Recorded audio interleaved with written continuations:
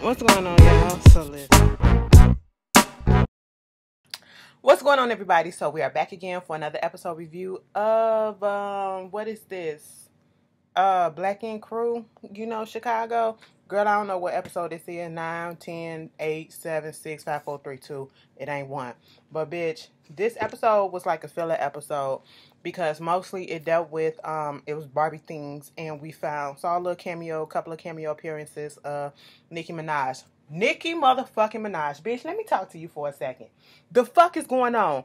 Tracy Chapman says she drive a fast car, and bitch, she gonna drive it past your ass before you get this clearance, okay? Hurry up and get that shit together because I was looking forward for the album to come out on August 10th. Bitch, I don't have no clue what the fuck is going on. Mind you, girl, come on, okay? I heard that the album's gonna be pushed back a week, so, I mean, I can...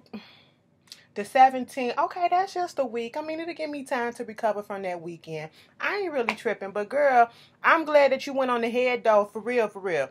You can say what you want about Nicki, but Nicki did that shit right. She could have either just went on ahead and put that album out, without that song, or she could have put that album out with that song and then got into some legal trouble. And she did the right thing by trying to get some fucking clearance on that shit before they try to take her stuff and do all this other stuff to her. Ain't nobody got time to be getting sued over stupid shit that could have been done, before. So that's the business for you. But it's just a week. Y'all will be fine. We'll be fine. Moving on from that. Speaking of that, let's just go ahead and get into the whole thing with Ford, because it was literally LA and Chicago. So apparently, Ford did tell everybody that he was about to leave Black Ink Crew, Loyalty Inc. And I don't know if he was saying that he's not coming back or he's just going to leave for a while and go to London and work on the video, on the music or whatever, with London on the track. And he told Ryan about it. Ryan was telling him, if you need help or whatever, I can go out there with you and we can do a pop-up. So they gonna do it. Am I upset that Ryan, at first I was like, what the fuck Ryan doing out here? But then again, I was like, you know what? You go out, you got to get the opportunities where they present, okay? And you got to grab them. And that's exactly what Ford is showing, and that's what Ryan is showing at this point, too. Grab the motherfucking opportunities before they dry up, okay? You in your prime, go ahead and do what you got to do. If it's for your business, do your business. He said, I'm not finna just come out here to party, bitch. We finna do a pop-up. We finna, do some tattoos, sell some merch, and that's exactly what they did. They had some, Chicago people out there that they knew. This Chicago actor, Chris Lofton, who I see on Brawlers. I was like, he looks so fucking familiar. Where did he come from? And then it was like he was off of Ballers and Empire, but then it registered when they said Ballers, because I love Ballers. And Ballers, side note, Ballers, Insecure, all that shit comes back on Sunday, August 12th, next Sunday, boo-boo. So I will be tuned in. I hope the hotel got HBO. If not, I'm going to be really mad. But I'll watch it on my HBO Go out. But anyway, moving on from that. That is a lot of alcohol, and I am really here for it. Martha is still in his potluck thing. But anyway, so they doing that. They got people lined up. I can't tell if they was really extras or if they was really there for them. But, he getting his money. And this guy wanted a little tattoo. Chris Lawson came in to get a tattoo about the industry and things of that such, and that was really cool to see that happening. I can never hate on somebody for actually going out there and achieving and accomplishing their dreams and working towards that. So regardless of all the bullshit that I have said about Ryan, I can give credit what credit is due. I still think he's a pussy when it comes to certain things, but, he's out there trying to make shit happen for himself, and he's not resting and trying to let somebody else do it for him. He's out there doing it, and that's an example that them other ones need to learn too, okay? All that whining that they did at the early part of this season is like, get over it and get your ass up and try to make shit happen, because everybody is not going to be out there to lend a hand. You have to make a way for yourself sometimes, okay? You have a prime opportunity being on this show, being out here in the forefront in the national spotlight, and y'all could use this to y'all advantage to make shit happen, and that's what you trying to do now, okay? But whatever. Ford, he goes in there with London on the track. Ryan actually comes with him to his home, and we get introduced to people from Spotify, the songwriting team, and all this other stuff, his producers and things of that mess. And they get into the studio, and he was like, yeah, yeah, yeah, yeah. I don't remember what he was talking. And I was like, what the fuck? London must have stopped him like 15 times and said, no, you got to be some energy. When he first stopped him and said, if you're going to be using my name, he was like, I said London is my man. We about to go beast mode. Beast mode. He was like, if you're going to use my name, you got to put some energy behind that shit. London talked to motherfuckers. I said, London, are you putting on, or is this really how you talk to people? Because I would have been like, look, bruh, I'm probably older than your ass. You ain't finna talk to me like that. He was like, you don't know. Ford was like, this how we do it. You know what I'm saying? It's because it's building up. So when the beat drop, I can just be all up in the energy and stuff. He was like, no, I'm telling you what it is. When you come in, you got to have all that energy. You don't know what you're doing. I know what you're doing. I said, hold up, London. Now, I know you were, been up in the game and you know what you're doing or whatever. It's just the tone or whatever. That shit would have just made me go pause. But then again, I would have said, you know what? Suck it in. Listen to the motherfucker, because he has put out some tracks and stuff like that. And, maybe he do know a little bit something about this industry that I don't. I'm trying to break into it, so let me take some cues. But, bitch, it would have took a lot for me to just hold that shit in. Like, you're not going to talk to me like this? And, after that, he gave him 10 tracks. He said, I want you to go in there and do 10 hooks. And then we're going to build up on the beats and stuff like that and see which one we like the most. If we like all of them, we're going to do all of them. But for the most part, they really didn't get nothing done. They go to the club as a day off. Nikki come out there to surprise him, laying in the bed in a little sexy lingerie and shit like that, looking good as a motherfucker. I said, Nikki, I talk shit about Nikki, but Nikki the type of bitch that I like, you know what I'm saying? Gotta be a little crazy, That's what I crazy and sensitive at the same time. I attract those, and that's my type. But anyway, if you ever want to know what my type, that's my type. Okay? That's my type. Anyway, that's why I'm in the situation I'm in now. Sometimes you just can't let shit go. Moving on from that, what else was going on? So she laying in the bed, all posed up like four in the club. He don't even feel like he deserved being there. I'm telling you, when you get something, an opportunity to do something, and you don't even see it coming, you will feel like, man, I'm unworthy of this, okay? Trust and believe. Sometimes it'll make you feel that way because you so in shock. And I feel that's what was going on with Ford. Baby, titties, ass, and everything was going on. Bottles being popped. It's 3 o'clock in the morning, and Nikki's still up in the bed, just waiting. And then when they finally come in the house, it's Ford and Ryan and some other dude. And she was like, oh my God, trying to cover up. And was like, who the fuck is that? Bitch, that's Nick. I was like, bitch, that's fucked up. But, she was like, why you ain't tell me you was coming? Why you ain't tell me you was coming? It was a surprise. That's why. You don't tell nobody when you finna have a surprise. What's the point of a surprise if you gonna tell? So, she go back there playing with him, talking about something. You ain't come home. I've been here all this time, and now it's 5 o'clock in the morning, and you ain't finna get no ass. This ass is man and all that stuff. It was cute. I liked it. They playing around with each other. Damn well she gave that ass up to him because she was just as horny as he was, bitch. Moving on from that. Talk about some ass. Bitch. Nah, this ain't After Dark. Y'all keep on asking me when I'm gonna do After Dark. I'm gonna do After Dark, okay? It's just that I gotta be in the mood to do After Dark. And it's just been a lot of shit that's been going on this way on the work front, family front. And my mind just ain't been in that. And I just been, it's been exhausting, okay? But it's gonna come back sooner than you think. Moving on from that, did y'all notice in here when they first got to LA,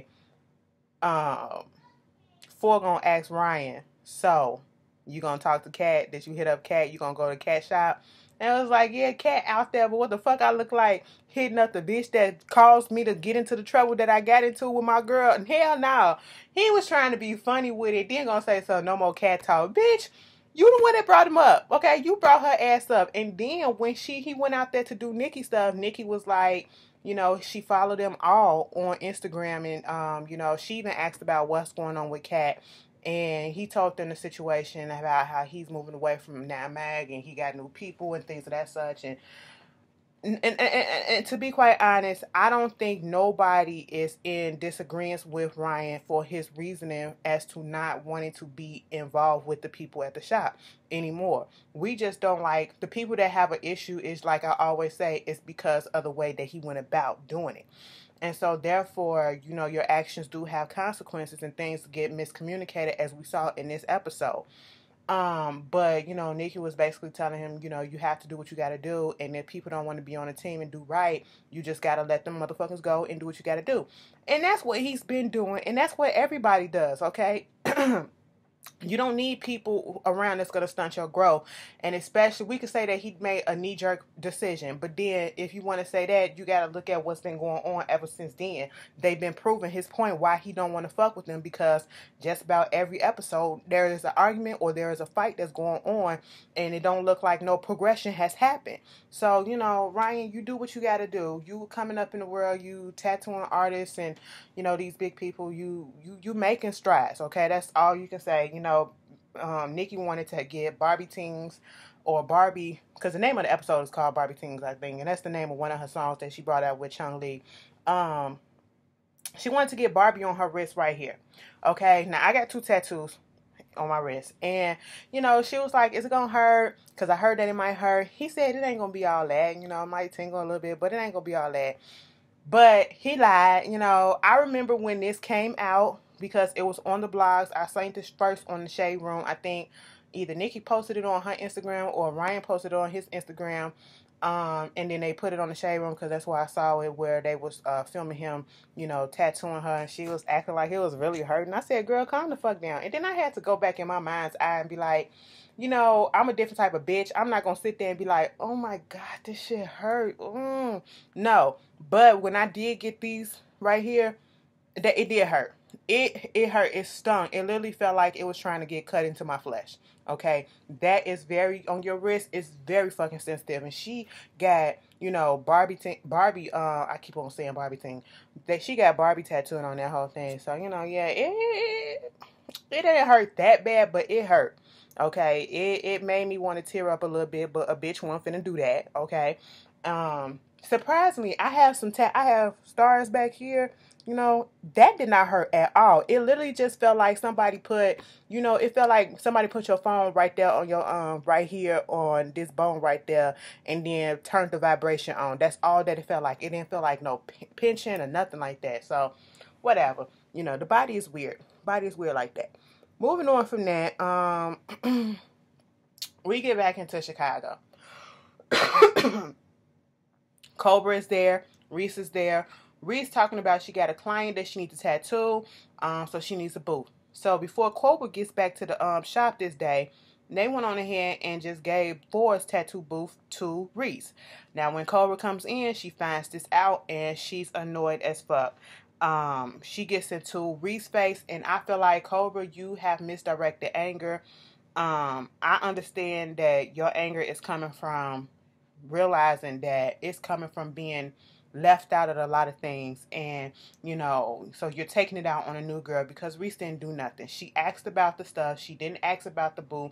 They said, well, hell, since the booth is free, we're gonna let you do it. And it was almost like a first come first serve type of thing. That's what it seemed like. Nobody was thinking about seniority, because even I was thinking about, why didn't they just give it to Cobra in the first place, because she's been there before Reese. But Cobra wasn't there, and maybe it was absent-minded, and it is as if they forgot about Cobra, because Cobra has not been on this season this whole entire time. She was not included in the process because Cobra had left because she thought the shit was over. So, you know, Cobra, maybe if you would have been there in the beginning, in inception of Loyalty Inc., you probably would have got that booth. But, you know, I don't think they tried to do that shit to be malicious, and I don't think it was nothing for her to get all up in her feelings over. You know, Van had to come through and say, bitch, Reese, you got the booth. You can you know, Cobra, you can tattoo in my booth. It's the same size and all that shit. You know, she was they was doing a little barbecue stuff, and she was upset about it then, and you know, her whole thing is feeling like she was being left out of the process and all that stuff. I was like, whew, y'all are so sensitive. But I understand. I truly do. But, you know, Cobra, we already know she has issues with being feeling a part of a group and being left out. We seen that in last season when, you know, she had that whole thing that happened and they had to come together for her because she had depression and all that stuff and, you know, suicidal thoughts, and they opened up, and when Don was losing his sister and all that stuff. It was a touching episode, but, you know, that's why they was trying to make things work with her. But nobody was trying to be malicious, and I didn't feel like it needed all that energy that was going on. It's misdirected anger and frustration. That's all that it was. Moving on from that. Oh, excuse me. It was a newspaper article. Mind you, Cobra came into the shop when we first saw her too. She came into the shop and she was telling them there was a newspaper article in the Chicago Tribune that was saying that Ryan, you know, came into the shop and he shot holes and had a shotgun and or a rifle. They don't know. No charges have been filed, but they're investigating. And Van was like, it's video cameras all over, so they gonna make it seem as if you can't say that they tricked. Oh, excuse me, my voice. You can't say that they tricked, but the way that the article was made, they made it seem as if Charmaine gave a statement. Charmaine said she was talking to the press about the shop and about, you know, I guess the violence in Chicago or whatever. And then they took that interview and put it into this interview. They spliced it up together. My voice is going. I am so sorry, y'all. I don't know what's going on. Anyway. Am I good? Okay, I should be good. What the fuck was that? Bitch, I'm over here struggling. About to die. Anyway, that's some scary shit when your voice go out all of a sudden. You don't know why. Moving on. So they literally spliced it up. And we see this happen, you know, a lot of time where people take bits and pieces to make stuff and twist it into a different meaning than what the person has actually said. And so therefore, now it's making it seem as if they were snitching on Ryan, and they in the shop are saying, I wasn't snitching on that nigga. We ain't gonna do no shit like that. And that's why Van made sure to say that it's cameras all over. And if anybody would have called the police, it might, in 9 out of 10, it would have been the people who owned the building who called the police and wanted the investigation to happen, not them. Van has a fucking record as it is, okay? Why would he snitch, you know? So, of course, Ryan get this news, and he's upset and feeling a way about it, and it's intensifying his anger towards them. He tried to play it off like he don't care, but of course he does care, because once again he feel like they trying to keep on digging his name down in the dirt or whatever. But Ryan is stupid. You should know that they wouldn't do it. I would even know, regardless, that they would not go that far. Okay, but when your feelings are hurt and your thoughts are cloudy, you think a lot of things, and so that's the only thing that he can think of to blame, and that's what happened. And it's unfortunate that they are in this position. And then I can't wait till we go to, I don't care about anything else that happened in this episode. It really wasn't much, okay? Like I said, it was a filler episode. They got that shit together. They had the little barbecue, and, you know, what's done is done.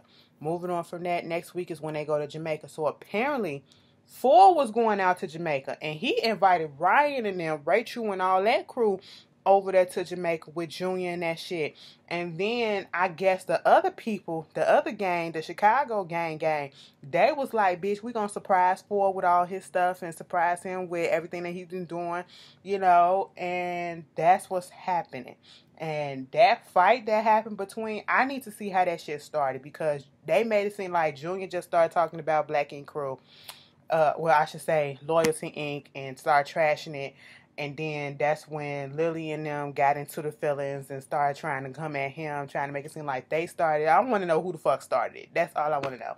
Okay, it's about to be a goddamn mess in Jamaica.